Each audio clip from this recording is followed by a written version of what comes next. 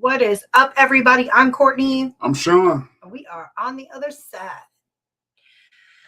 Guys, tonight, God, I almost died. Howie's already in here. He's on his stump. He's looking like a crow with his arms wrapped around his knees, sitting and waiting. That is very descriptive. Ronnie Anderson with Bedford Paranormal is in the house.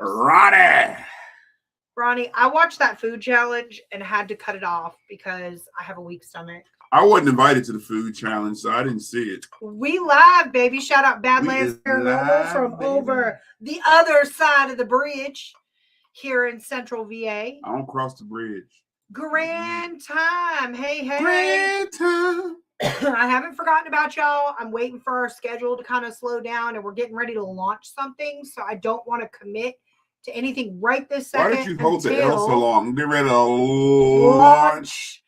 And I don't want to commit to something and have to back on you guys. So let me get my schedule straight, and I promise I have not forgotten about y'all.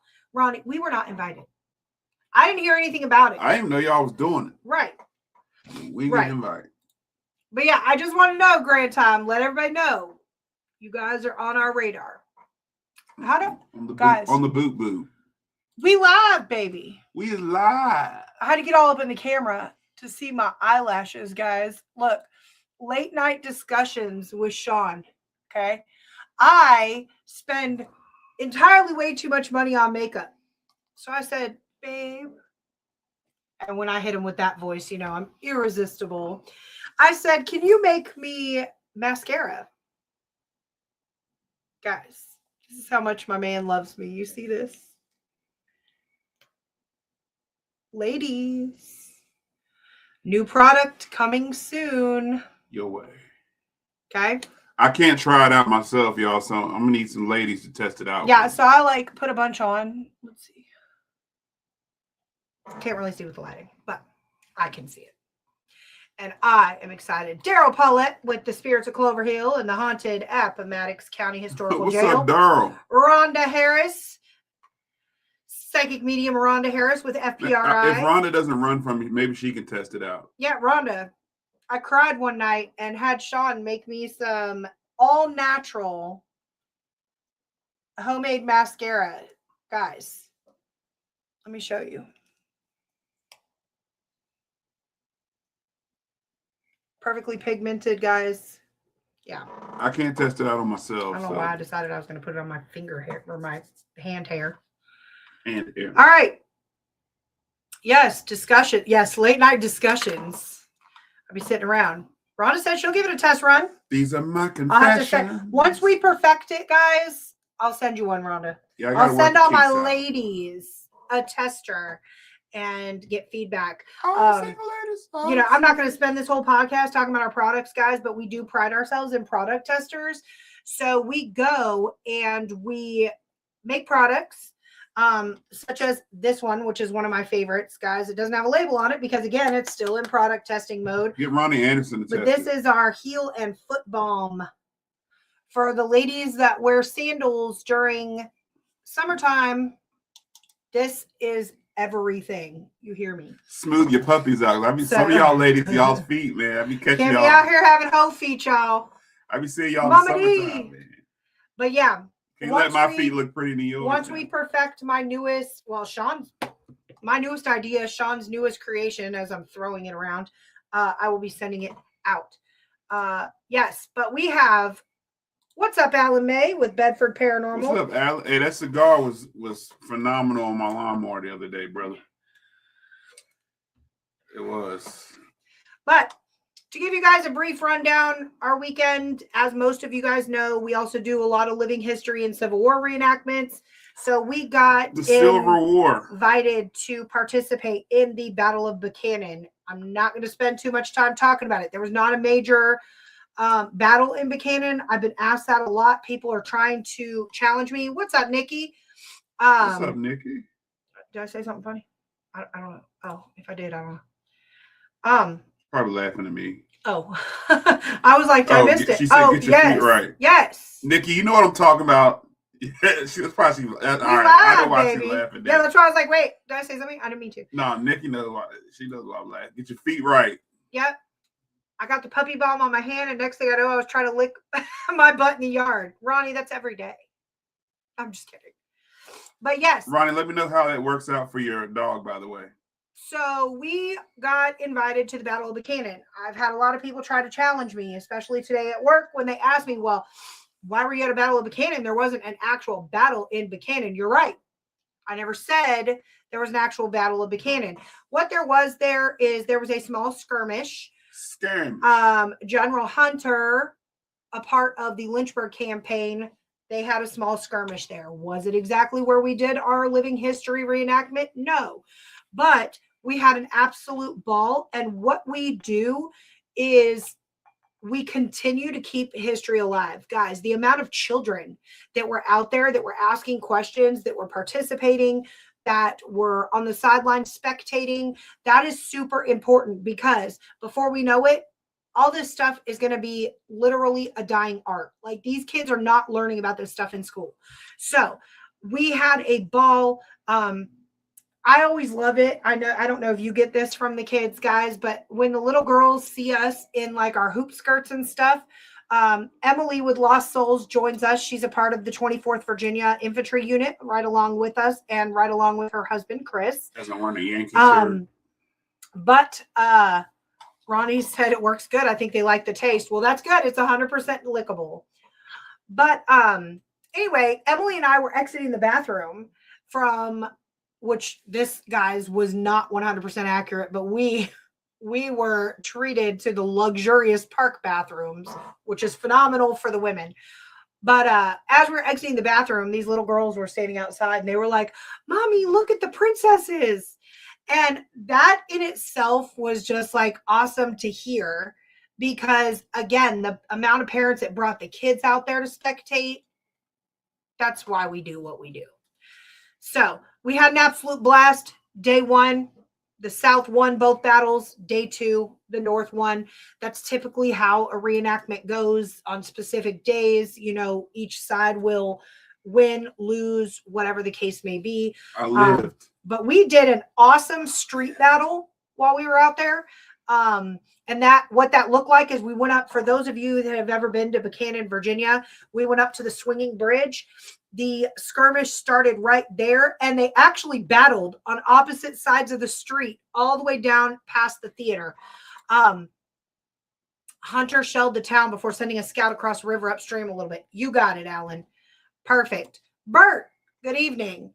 What's up, Bert? Yeah, so we had this street battle, and the cars that were coming through that did not know that this was going on was hilarious, because they do not stop traffic for this, guys, which I was like, that's kind of crazy, but it literally added to the fun of this weekend. So cars would come into town, and they didn't know that it was Civil War weekend in Buchanan, and they would stop right in the middle of the street, and their faces were priceless. They were just like, what the heck is going on right now? We're just shooting at each other. Yeah, they're literally shooting at each other across the street over the top of passing traffic. So when they would stop, they would kind of look shocked for a second, and then they would pull out their phones right in the middle of the street. So that was just hilarious to see. But speaking of Civil War, guys, Silver War. Tonight's topic is, are Civil War battlefields haunted? And then I have a secondary to that. Okay. I did a bunch of digging and literally found out that there is an entire website that tells you where exactly to find Civil War ghosts. All right. I found this to be very interesting. And the reason I found this to be interesting is because I have never been told exact locations in which to go find a ghost. I did not know that, you know, you could get a list of people and find their spirit at this said residence. So top of the list, guys, is Beauregard Key's house in New Orleans. This is going to be the number one place to find a Civil War ghost. Confederate General Beauregard, he only resided in this house for 2 years in the French Quarter after his second wife, Caroline, died. And nevertheless, the general's ghost has been spotted wandering around its rooms in his full dress uniform. It is believed fallen soldiers who fought alongside Beauregard in the Battle of Shiloh are also said to haunt the rooms. One guest actually reports having a full conversation with a soldier at a garden party, only to later learn that no one matching his description was even in attendance to this said party. The sounds of orchestra music and dancing feet are also heard and said to be the echoes in the grand ballroom that Caroline had planned but never actually happened because she died. Okay. Beauregard had gone off to fight at Fort Sumter, and she died while he was away of illness, never to be reunited with her love again. All right. Alan is very knowledgeable on Buchanan. That's awesome, Alan. We could have used you right out there telling people, because the amount of people that questioned me over the weekend was quite amazing. Alan would look good in a uniform. We could have put him right in a uniform and put a rifle in his hand. What's up, Mike? What's up, Michael Brooks with FPRI? So after I told you guys this story of General Beauregard's house in the French quarters, I want to know your guys' thoughts on that, because there was a few things that I saw, or I didn't see, I read with my own two eyes, that seemed a little off to me. Why would there be sounds of orchestra music and dancing feet in a residence in the grand ballroom for a ball that was never actually held because she died of an illness? One. What are your thoughts? How do we know the ball was never held? They said the ball was never held. She had it scheduled and she died. So this was a conversation that I had with people over the weekend that was talking about history. We don't know what actually happened. Just because somebody said it or wrote it, ball could have been held. Intense. There you go. The ball could be held in the afterlife. We don't know. So they're having a ball in the other dimension. Could be, but we don't know the ball was never actually held. You know, it's actually my dad brought it up at breakfast the other day with telling stories about people that passed. When I go, who's going to tell my story? Me. That actually was written in a song, Hamlet. That song was written for the movie Hamlet. But who's going to tell your story? So you're going to tell it, but you can't tell my story prior from the time you met me. So the people who knew me before you, and they say, well, what was Sean like growing up? You know, those people have to tell my story. Well, 100 years from now, who's going to tell those stories? So we don't know the truth about what happened to Sean prior to you meeting me. It's just going to all be speculation. And then you're going to have to go back to looking at my Facebook post or if that's still around, or you're going to have to look up documentation. So that's my point with what this is. We don't know the ball was never held before she died or after she died, or if she died during the ball. Okay. The ball could have been held. That's why you're hearing the imprint of it. Okay.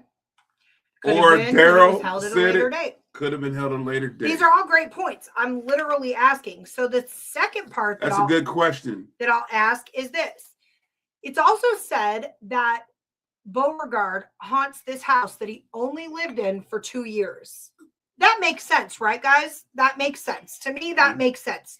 All right, especially when he was away at war, the love of his life passed away of an illness when he returned back or whatever, and then passed away, or he died in battle or whatever. I don't even know. I'm not versed on Beauregard. Possible, yes. Likely, no. Me. All right, but that makes sense. Beauregard's spirit being there to me makes sense. The part that didn't make sense, guys, is they said multiple soldiers that fought alongside of Beauregard are said to haunt this house in the French Quarter. Why would soldiers from the Battle of Shiloh come all the way back to Beauregard's house when they never lived there? I don't know if they ever even visited there, guys. They just were like, oh, he died, I died, cool. We all gonna go roll with him? Like it's like a pack, like a gang. Like, what is this? Hey, friends, we have company right now, but I want to jump on and say hello. Brady What's up, Bunch. Kim? Hi, guys. Spirit-led. Yeah. Paranormal. Say hi to James. Thanks for hopping on. Tell my man James I said, what's up? Let me know in the comments, why would Beauregard's soldiers follow him to his residents prior to death. So back in the day, generals typically rolled with a crew, man. Like, people like Nathan Bedford Forrest had a certain group of people that rolled with them everywhere they went. Lee, different generals had people that was with them no matter where they went. If we don't know what goes on in the afterlife, we don't know how things function. So if whoever says that general is really haunting that location is true, then it would make perfect sense to have officers accompanying that general. It would most likely be other generals or high-ranking officers could be with them. So Daryl said that in other words because they were loyal to him and his cause. Makes sense. Not 100% convinced. What if it's not? How do they know it's Beauregard? Because they see his uniform in full color and everything. All right, so let's throw a curveball in all this, right? All right. Bert says they don't know they passed. Very true, Bert. That's a good point. What's up, Mr. Sullivan? John Sullivan, FPRI. FPRI is I. So let's throw a curveball. They said they see him, right? Yep. Full dress. Right now, I could put up multiple Civil War generals on the screen and people would have a clue who they are. Most Civil War generals look just alike. They're men with beards. Not Burnside. Except Burnside. However, his mutton chops are chopping. However, Captain or Colonel Shaw, I believe. Not Shaw. I keep saying Shaw. Who is Shaw? Gould. He was the commander of the 54th Infantry in New York, out of Massachusetts. First time had a brother. That I'm more apt to. What was that? Go ahead. Had a brother. They had family that resembled Burnside. The Burnside. What? There's more chops. There's more Burnside. So again, I could put up several officers that look similar. Okay. So so you can see a silhouette of an officer, and just because how many other people that live there wearing a uniform look like Beauregard. So you're thinking it could be any general at Beauregard's house. It could be any military officer. Okay. Now in the military, people know nothing changes in the military. How long did that outfit last? So the Confederate outfit, depending on what unit you were with, there were blue Confederate uniforms. There were the Confederates wore federal uniforms early war. Okay. Stonewall Jackson wore a federal uniform most of the early war. So how do they know it's Beauregard? Good point. Can't say it's Beauregard. All right. Let's go on to the next. We being technical. The next story, guys. Number 2 on the list is Kolb's Farm in Marietta, Georgia. As soon as the Battle of Kennesaw Mountain ended in 1864, people immediately began reporting stories of ghostly soldiers on the battlefield, hearing phantom gunshots, cannon fire. Visitors would have a metallic smell of blood and death. One father and son that was arriving through the battlefield park were actually confronted by a uniformed man on his horse and realized very quickly that he was a ghost. The father slammed on his brakes as the apparition approached them, getting so close that the pair could actually see that it was a Union uniform he was wearing and his saber. Then he vanished through a fence across the road. In one housing development that was built on the battlefield, the ghosts of soldiers have visited multiple residents in the darkness of the night, and one mischievous ghost moved into one house, making his presence very known by slamming doors, dropping coins on the floor, and it's said that the owners have just come to terms with their friends, the new ghostly presence. That story at Kolb's Farm makes sense to me, guys, because there is a lot of imprint on a battlefield. So I'm just going to skip on to the next one. My favorite one so far. Favorite one of everybody's, I think. I can speak on this one. Is Devil's Den. Devil's Den in Gettysburg. Yes, I can speak on this one. While Gettysburg may be the Civil War's most haunted site, there is one place that ghosts seem to gather, and this is at Devil's Den. To give you guys a little bit of story, if you've never been, on the second day of the Battle of Gettysburg, this outcropping saw some of Civil War's most vicious battles. There was over 51,000 casualties, explaining the high number of ghosts that lurk in the area. Starting shortly after the battle ended, hunters who became lost in like the Boulder Maze reported a soldier pointing out like the way out of the maze to them. There was an unkept hippie-like man that's also been seen asking people if they need help. It's said that he was a soldier from Texas, since Texas was a faraway outpost at the time, and many Texas soldiers from there often did not receive sufficient clothing. They lacked shoes and other apparel. Another appears suffering with a gigantic chest wound. There was one woman ghost sighting who claims to have been grabbed by a soldier, as well as a ghost rider who just disappears into thin air. Okay. Again, another story, guys, that makes sense to me. 51,000 casualties, one of the bloodiest battles fought in Gettysburg. That energy there is so vast. And anybody who's ever been to Gettysburg and has done any ghost hunting can attest to the fact that at some point in your stay during Gettysburg, you are bound to hear phantom cannon fire and gunshots. I've never experienced nothing in Gettysburg. That is a lie. Sean, during Remembrance Day weekends, being a rebel, like he always is, decided that he was going to dress in full Confederate gear. His daughter and myself made it to the vehicle first. We were getting ready to leave, go drive to our spot for the parade. We're in the car. We see Sean walking, and then all of a sudden there's no Sean. Calm down, guys. He didn't disappear. He fell. So his daughter says, Miss Courtney, Dad just fell. And I look at her because I'm slow. I was like, what do you mean? And all of a sudden I look, and Sean is like face first on the ground. So I rolled down the window because I'm an awful person and did not jump out with a giant hoop skirt because it took me 10 minutes to tuck all this thing in the car. I said, are you okay? He gets up. He's like, dude, I know you're not going to believe me, but I was walking and something shoved me.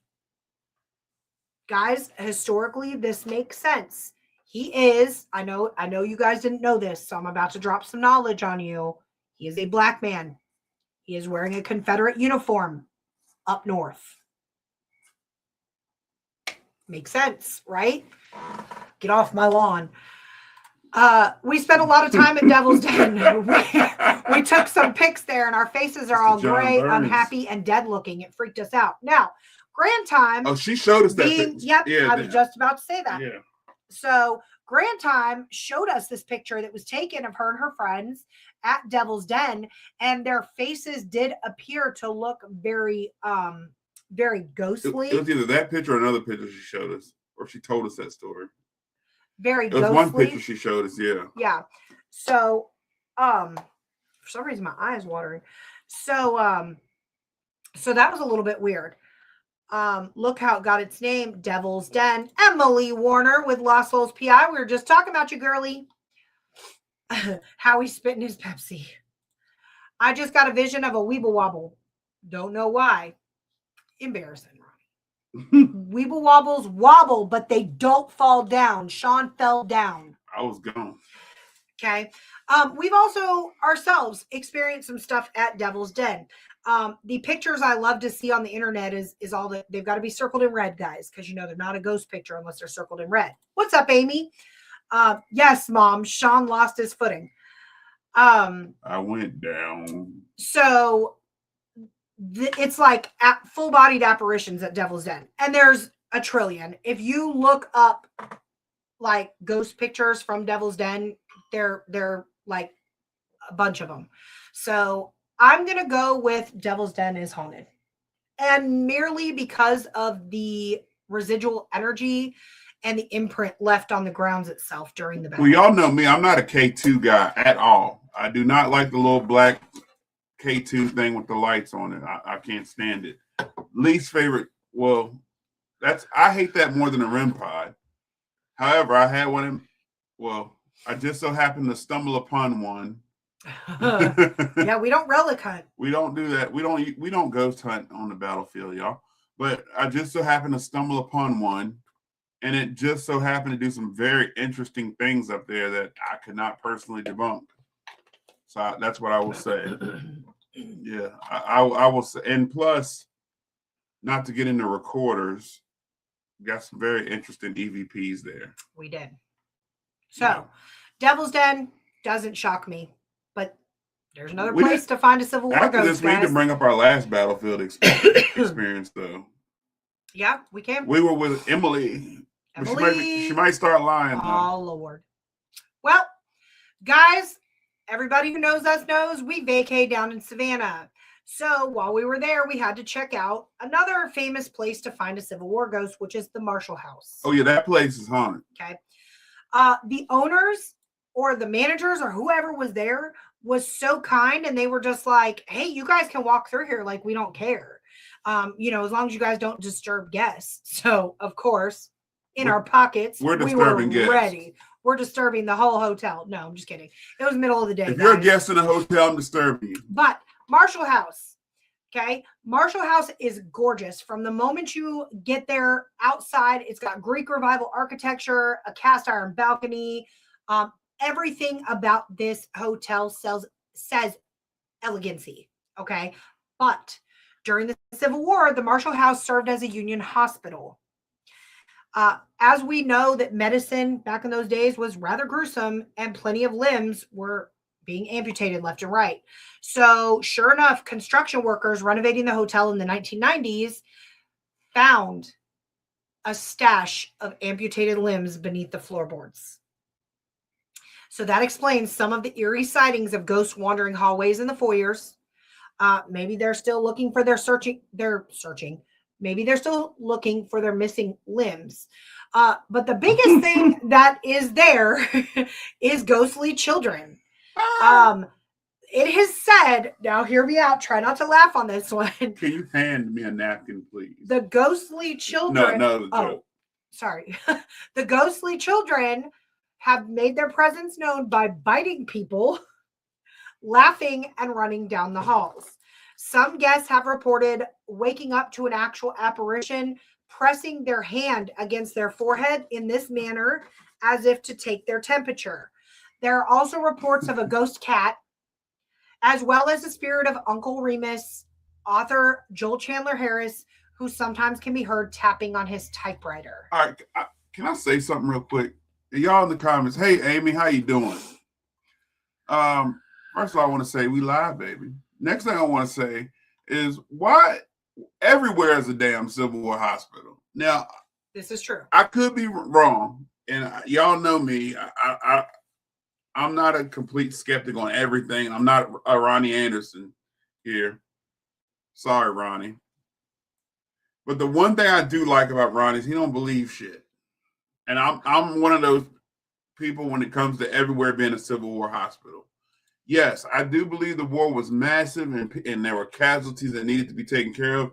But I think some of these places be exaggerating these stories to get attention on some of these hospitals.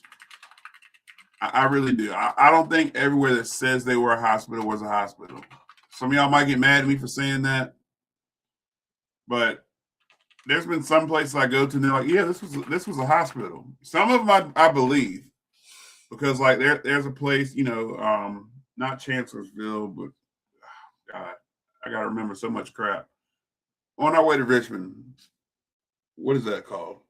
On our way, I don't know what.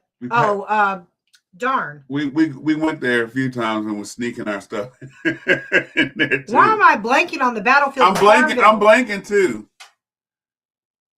Oh my God. I don't know why I'm blanking. Guys, if any of my Civil War friends are watching this, they're gonna cuss me out next time they see me. What is the name of the battlefield on? Anyway, there's Cold Harbor. Not Cold. Yeah, the other one. I don't know, but like there's certain places. What's up, Doug? My man Doug. What's up, brother? There's certain places I just don't believe it. There's demons everywhere and everywhere. Right. So how will you get where? Thank you, Howie, for saying that. because you see where I'm going with this. I'm not saying that Sailor's Creek. Sailor's Creek. There Thank we go. you, Ronnie. Thank you, Ronnie. Thank you for that, Ronnie. I believe them. Now I believe them. They still got blood stains in the floor. However, I just don't believe, and I'm not saying that place in Savannah. I was gonna say because Savannah has my heart. They pulled the people's limbs out of the floorboard. Savannah has my heart. But reading that just made me think that everywhere we go it was a Civil War hospital. And we do frequent a lot of historical Civil War sites. I know. I'm wearing a GAR hat. So, I mean, yeah. I'm all about some. It does look good. By the way, shout out. Yeah, Sailor's Creek. Shout out Courtney for making my GAR hat. But yeah. Those y'all don't know who GAR is. I might start a Civil War podcast. I understand where Sean is coming from, but okay. I'm not believing it. Hundreds of thousands or more were treated in Confederate hospitals alone. I believe it. I know. There's more casualties. Chimborazo Hospital treated 76,000 patients. I'm well aware. There's more casualties in the Civil War than any other war. I get it. I know this. Not just casualties, though. People were treated and lived. Well, yeah, that's what I'm saying. So records show 2 million cases were treated in Civil War hospitals. I get it. I'm just curious as to how many places that are still standing today that were actually treated in that building that they're claiming it's treated in. They have records and documentation. Everybody has records. The Exchange Hotel. Yeah, the biggest story in the Exchange Hotel is that they were launching limbs out the window. That's a story everywhere, though. And I'm not saying Exchange Hotel is false. I believe it. If you have a small place like Exchange Hotel, let's talk about this. If you have a small place like Exchange Hotel and you are getting 10,000 casualties in through the door and you only have room for like 20, you're chopping and launching and moving to the side. Chop, launch, move. Like you've got to try to save as many people as possible. Exchange Hotel. I'm just using that as an key places like that. I believe. I'm just saying, how many stories do we hear everywhere we go? Even in like all the little places we go. I would love to get in there, Howie. We'll ride by somewhere and they'll be like, "Oh, this was a Civil War hospital," and you're looking at it, and the place was built in like 1910. Well, okay, in that case, you know what I'm saying? That doesn't make sense, but. They were taking over anything and everything that they could to try to just put the wounded in somewhere. The Graffiti House. Graffiti House is great, by the way. Yeah. So that's one of those places that will challenge your inner paranormal. That place will turn you into an investigator. Yes. If you're not one. If you're a ghost hunter, it's not for you. But outside of the fact that I will go, Howie. I will go. Outside of the fact that it was a Civil War hospital, guys, let's talk about the fact that these ghost kids are biting people. What you mean they're biting people? They do say people end up with bite marks on them during investigations. If I get bit by a little ghost kid, we saw a team member get scratched. I'm not after seeing that and being pushed before. But how could a spirit actually leave a bite imprint on somebody? How do they leave a scratch mark on you? They don't have fingernails. How are they leaving marks on you, period? I don't know. I'm struggling with that one, guys. See, I'm likely to believe that just because I'm struggling with that one. The only reason why I'm likely to believe that, y'all know me. Those of y'all family in here, y'all know me. I'll whoop a kid's ass. Yeah, that's why you ran from that kid. That kid was not normal. Don't try to play big and bad now because your ass ran. That was not a child. Y'all in the chat, y'all remember that podcast we did? Courtney ran. Emily, Emily ran too. Emily ran with you. That was not a child. My ass was moonwalking because I was too big to fall on that ice. Well, nobody had to help me up. That was not a damn child. That was. I would have ran. I would have ran with you. But here's what happened. That thing. Here's what happened. It was a thing. I'll admit this on live. It wasn't because I was tough. It was because I knew that if I fell on that ice, you were live. You were live on camera, and enough people there to help me up if I went down. I'd have gone down trying to help you up. It's hard enough for me to get up when I go down there in these Civil War reenactments. Okay, Howie's got a theory. I love it. This is just a theory, but it makes the most sense at the present time. Let's hear it. The reason one is scratched is because it is the breaking of energy and the release of said other. So, Howie, that makes perfect sense. A guy explained, who was it that explained this to me? They said, oh, it was an older couple. I was wondering where that was. At EnigmaCon. And what's up, Carrie? She's one of our team Hey, members. Carrie. Shout out Carrie Whitby. She's one of the fellow family team members. I've known Carrie. We've known Carrie a long time. She is also our band when we had a band. Our sound man. Carrie the sound. No, she's not a sound woman. She's a sound man. All right. Carrie, you're a man today. You're a man. All right. But this older couple stopped me at EnigmaCon after our presentation and said, you know, there's so much I wanted to say, but I feel like when people get pushed or scratched or hurt, the spirit's not trying to do that intentionally. They don't know how to control the amount of energy they're using to reach out and communicate with you. So it appears that. So they jack you up? Think about it. What if a spirit yoked you up? All right, so thank Ghost, right? Thank Ghost when he was doing the penny thing. If he couldn't control that energy properly, that penny could have done anything. Howie knows where I'm going with this. So, like, if I'm trying to touch you and I can't control my energy, it could have come through as a scratch once I finally get enough energy to where you feel it. I could be wrong, but it's a theory. Howie's that correct? Because if I think about it, if they wanted to hurt you, you'd be hurt. And why are the kids biting people?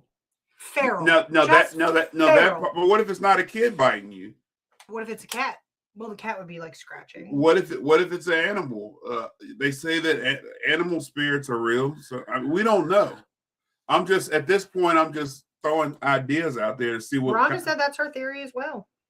Yeah, when that couple stopped and said that to me, I was like, "Damn, you know, that's a good point."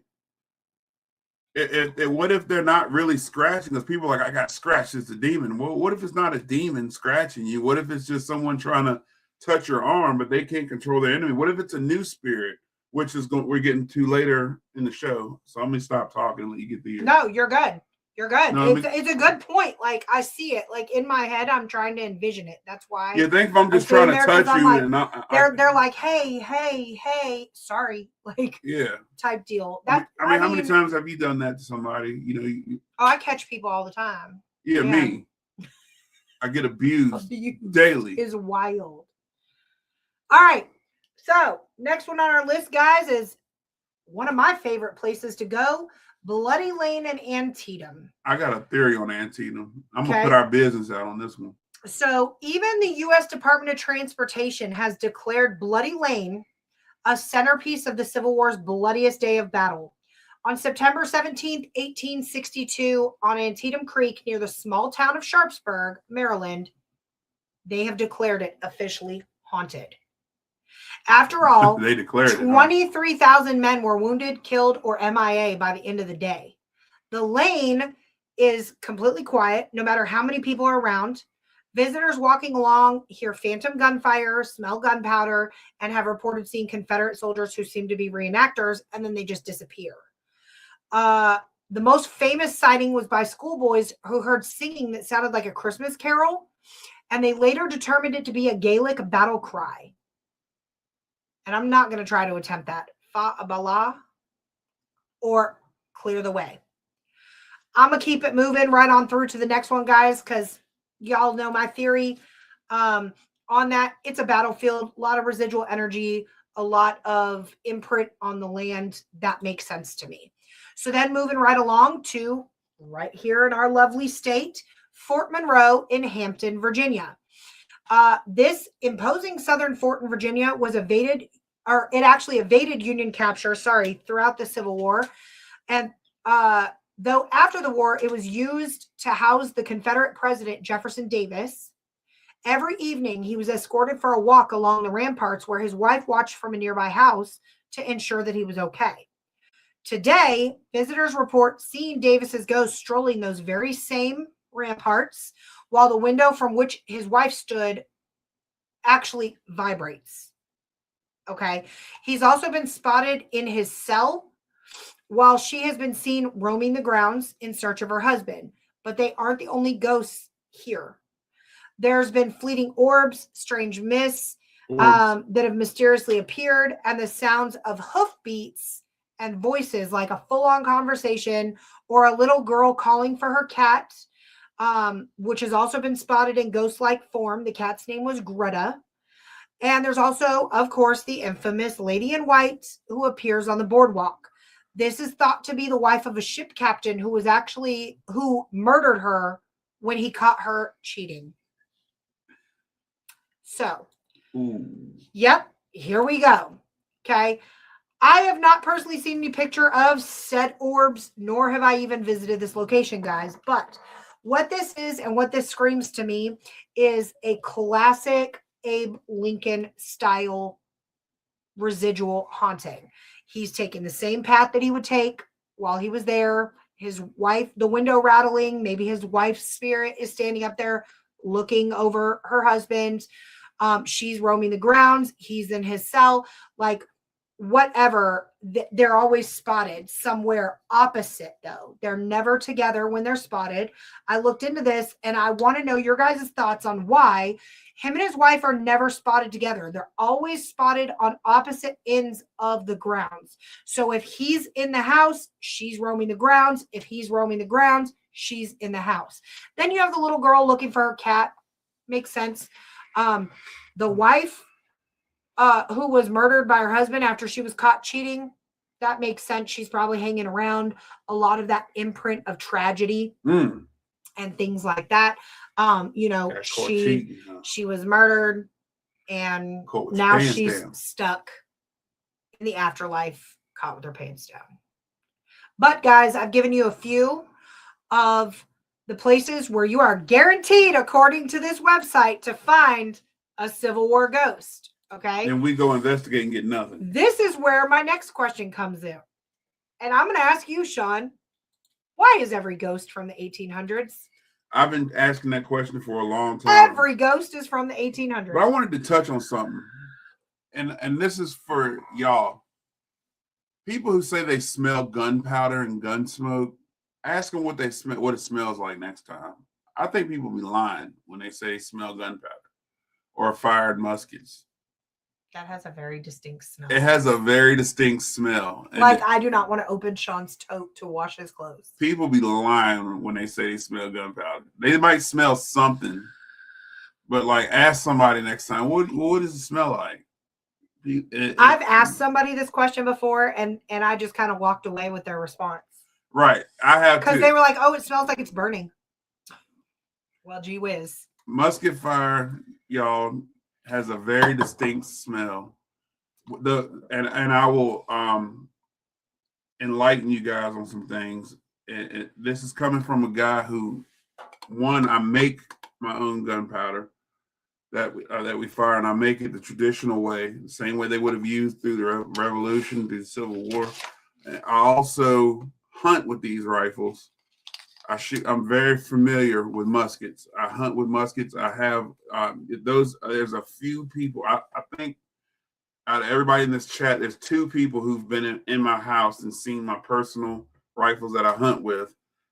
Most of them predate the Civil War or are Civil War dated. These rifles I take deer with every single year.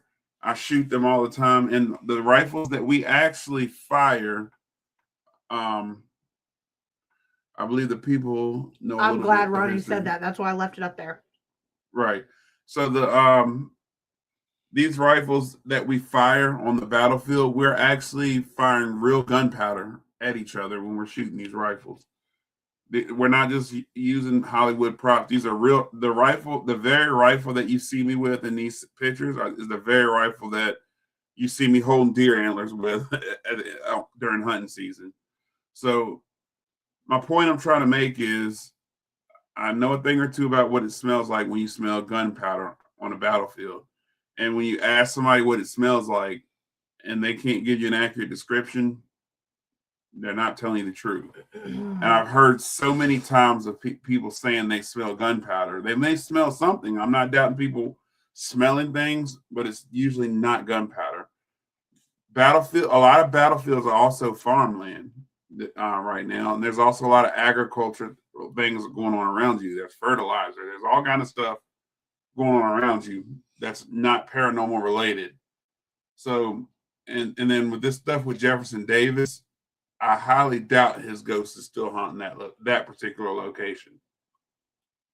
Jefferson Davis fled fled this area, so it's a whole lot of stories that are told at these places that will attract people, that lead me to believe that, like I said, how do you know it's Jefferson Davis? If you look at Jefferson Davis, a picture of him, he looks like every other typical person from that time period. I was hanging out with Jefferson Davis this weekend. Right. We were hanging out with Jefferson Davis this weekend. There's to be a Civil War lookalike, if you think about it, and reenacting, and some of these things we do, there's people who portray certain characters. There's people who portray Robert E. Lee, Grant, Davis, Jackson, Longstreet, all of them. And it's obviously not hard to do because there's like 11 people I know that portray Robert E. Lee. Any theories on what happened to his adopted son? Ooh. I don't have any, Alan. I'm going to be completely honest. I am not versed on Jefferson Davis. I didn't even know he had an adopted son. I don't know how many kids he has. I cannot tell you anything. There's a huge theory going around about Alan. Jefferson That's Davis. A conversation we may have to have over the phone. But Sean is our history buff, guys. But to me, when it comes to these locations, I just wish they would be truthful and more accurate in these ghost stories. But moving on to the topic. Well, hold on. Let me address Ronnie really quick because I want to throw this out there, guys. I am fascinated with psychology, and I always have been. I want to know how the brain works and things like that. We've talked about this on prior podcasts, guys. If I go and I play an EVP for you guys and I put up the word in which the EVP says before you actually tell me what you hear, your brain is going to literally tell you that that's what you hear. It is just like Ronnie's comment right here. People know a little bit of history when going to these places and then manufacture these sightings. So if I tell you, I got ridiculed for saying that. Come into this house because there is a little girl named Emma, which why every single little girl's name is Emma, I don't know. But come over here. You're going to see Emma every night at 10 p.m. She walks up and down the hallway. And I send 10 paranormal teams in there with that entire history right there. I'm going to bet that 8 out of 10 of them see Emma every night at 10 o'clock walking that same route. I am almost willing to bet money on it. Our brains see what we want to see, and our ears hear what we want to hear, and it causes us to literally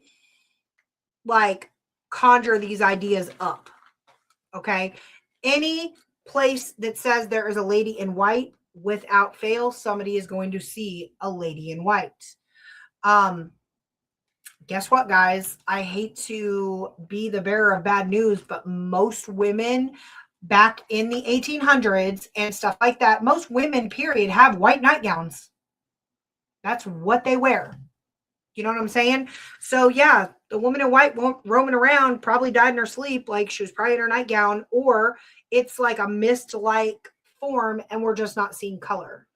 But I'm wondering how common people actually wore white during the day, as an actual outfit. Because if you go to a reenactment, watch a historical movie, anything like that, very rarely are they wearing all white. All white was like a sign of purity, like your wedding day, or even then they didn't particularly wear. Even when I bought my reenactment shirt, I bought a white shirt and it wasn't all the way white. It was off-white. Yeah, it's like beige. So it's very off-white. So, I mean, that is a very good point because that's not a common color to wear. That is or was reserved, as you said, like for your wedding night or your wedding day or whatever. And I don't know about y'all, but I don't wear white now. I try not to anyway. Without fail, if I put on a white shirt, I'm spilling something on it.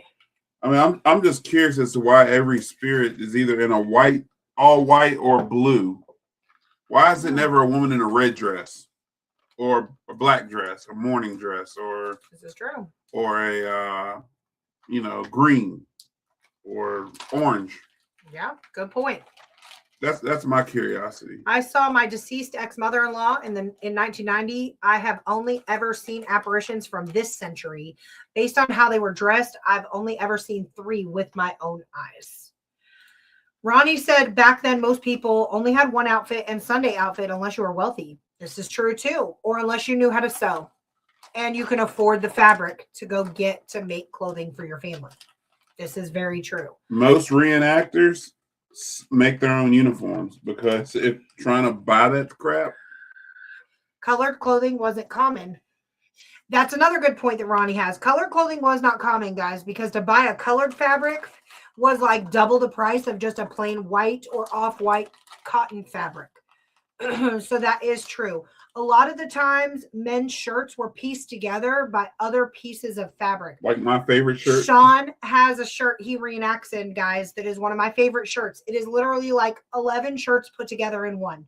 It's one of my favorites. There was a guy that was out there that he said he owned his reenactment pants for like 37 years. You want the guy with the back? Yeah. And like he squatted one day during a reenactment, back blew out. And what did he do? He got a piece of plaid fabric and sewed it on the butt part. He had safety pins holding together like at the thighs and stuff like that. This was the most authentic looking pair of pants I have seen at a reenactment. I mean, it really was. They were worn, they were tattered, they were patterned, they were, patched, they were safety pinned, obviously, and that's crazy to me. But that takes me back to my question of why is every ghost from the 1800s? And I'm going to give you my research theory. And I agree with it. Ghosts are frequently depicted from the 1800s or Victorian era due to a cultural obsession with death, the rise of spiritualism, and the proliferation of ghost stories in literature. This era itself, guys, established lasting tropes where ghosts are portrayed as eerie, wearing distinct, dramatic, old-fashioned clothing that gave it a more haunted feel rather than modern, everyday apparel. The cultural obsession with death, the Victorians, particularly in like the UK, and some in the USA, had a fascination with death, mourning, and contacting the dead. Seances were a big thing during the Victorian era. Ghost stories became massively popular in 19th century literature. So you would read about this. There were ghost stories that, were like published. And then environmental factors. The era itself was marked by rapid industrialization, new technologies, urbanization, and often set against the backdrop of gaslit, shadowy environments that fuel the haunting tales. Okay. Perceptions and aesthetics. People expect ghosts to look old-fashioned. So modern ghosts like 1990s are often not recognized or reported in the same way. And then psychological and physical factors. Environmental factors like carbon monoxide from gas lamps will cause hallucinations. Okay. So a lot of that all factors in as to why ghosts are often depicted in 1800s attire or in that said like era. I don't know if we are able to like handle like a 1990s ghost coming up to you and being like, this is so rad. Like what? But our spirit box has said, yo, what up before in a 1800s location. And Alan had a good point here too, back at the clothing color. This is why some families kept one black sheep to have that color for clothes along with the off-white. If you're pulling wool straight off a sheep, guys, it is not pure white. That is definitely factory created if you have something that is pure white. If you've ever worked on a farm or ever been around a farm, when they go and they shave down the sheep, it is never pure white. Okay. Also, talking about the Confederate soldiers wearing blue. During the winter, I'm sure they took the coats off of dead Union soldiers. The Confederate side wasn't from places where they had uniforms. Winter came and they weren't ready for it. And that is correct, Ronnie. Well, that's an interesting fact because the federal soldiers were issued like 4 coats a year, and I believe Confederates were only issued like 2 or 3. Well, that and it was very common to take clothing articles, especially shoes, off of dead soldiers. Okay. It's also not, and correct me if I'm wrong, not a farce that the Union soldiers were given better clothing, better shoes, and all that stuff. So there was a lot of scavenging, especially shoes. You got to think reenactors will wear a pair of shoes out within a year or two and have to get repairs done to them quite often. I mean, we saw our captain repairing his boots this weekend, and we're not walking miles and miles and miles in our shoes. They're just not high quality guys. These guys are walking 30, 40 miles, a day, if not more. They're not high quality. They're not built to go through rivers, creeks, and streams. They are not, steel toe. They're none of that. They are literally fabric sewn onto a sole. And they're not exactly the most comfortable. Mine are comfortable. Sean has gel insoles in his 1800s gel insoles. Stop telling my secrets, man. I got regular brogans, y'all. But that is true. Scavenging was a big thing. There was also a lot of troops, guys, that were not issued a pair of shoes. And so they went and took them. They don't care. They were tired of walking with no shoes. So a lot of Confederates were barefoot. Yeah. So, and there were some of them that, were in their house. They were in their farm. Approaching Union soldiers come and they've got to defend their land the best that they can. So they just roll out in whatever they had on. Sometimes just suspenders and pants. So again, just picking them up. But I want to know your thoughts, Sean, on people expecting ghosts to look old-fashioned, so to speak. And why are modern ghosts not recognized? Hollywood. I think it's a lot Hollywood, ghost stories, everything's from the past, everything is history. It's not as entertaining, so to speak. If you walk into a brand new house that was just built, nobody would be interested in exploring that house for it to be haunted because there's no dramatic history there. But not realize the land is hundreds of years old and there was a major battle that could have possibly been fought on that land. Look at the cabin on the 360, for example. If nobody had known the history of that place, nobody would investigate it. There's nothing haunting about that location. Looking at it, what sells that location is the story behind it. I mean, that's true. I see your point. Seriously, if I was to take over the cabin on the 360 and there was never a story behind it, or nobody knew the history of it, or even let's wipe the story behind it. Let's say the thing with Melissa never happened there. Would people still be interested in investigating it? The real ones would. The real investigators would.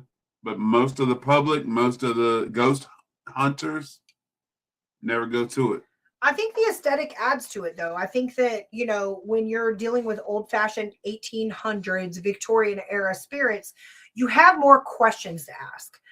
What was life like back then? Were you a soldier? Did you get injured in the war?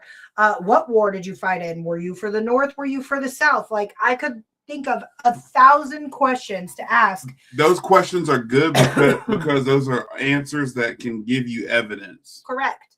But if you go into a more modern location, say somebody that died in 2024, what are you going to ask?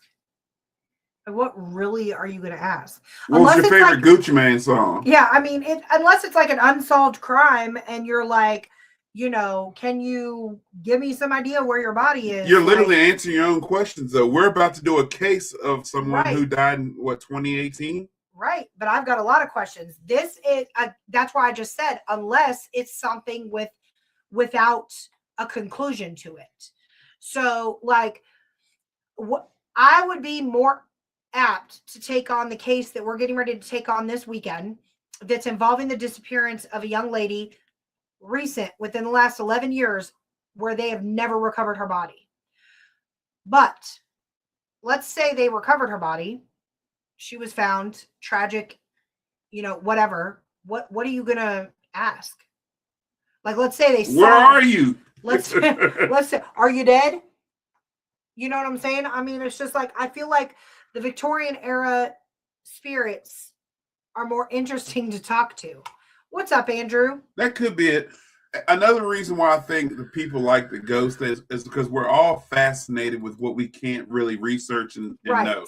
There's no videos of the Victorian era, and there's no real true understanding of anything from the past. So anything that we can go back in that far and communicate with, that's why Victorian things are so popular. Right. I think that's really what it is. Because again, like you said, you know, if we're communicating with a spirit that died in the 80s, like, what was your favorite New Kids on the Block song? Like, what? Like, did you go to any concerts? How old were you? Are you dead? Where'd you die? I like it all. I like it all. The only time you lose me is with cryptids and stuff like that. But when it comes to ghosts, I like it all. I mean, one of my best times investigating is walking through a cemetery and running into old friends that I didn't know were buried there and getting that communication coming through. Yeah. People that I knew, and I could ask certain questions and getting the response to only the things that they could answer. So I'd rather have that kind of confirmation than saying, well, what side you fight on, federal or Confederate? Did y'all just see that, like, fly over Sean's head? It's probably smoke. No, it was like, that was so weird. I'm going to go back and play this. But, you know, everybody has their preference when it comes to this stuff. I just think that there's a lot of misunderstanding when it comes to the past, and there's a lot of locations that push a huge narrative with things. Going back to that Beauregard thing that you were looking at, you know, the man lived there 2 years, but his ghost is still haunting that place all the time. Well, and then the ballroom thing. History's weird. It is. That is true. But guys, we are getting ready to wrap it up. Y'all can hop on the freaking awesome paranormal show. They are already on the air, guys, Ryan Jones, Rhonda Harris at the Riff Nation Network. Awesome podcast to go listen to. And this weekend, stay tuned, guys. If you do not follow our TikTok, we are at Hill City Ghosts, plural, Hill City Paranormal. On TikTok, we will be live several times this weekend. We're taking on a 4-day case down in Kentucky. So that's something you definitely don't want to miss. And then for all the ladies, I will keep you posted with my review of the mascara. And thank you to Sean for being so crafty. Thanks for my hat. You're amazing. And thank you to all of you guys for tuning in and dealing with our shenanigans every week, 8 p.m. Tuesday. We have your attention, and we are eternally grateful. And stay tuned. We have some investigations locally coming up here in Lynchburg. That's right. So, again, guys, I'm Courtney. I'm Sean. And we'll see you on the other side.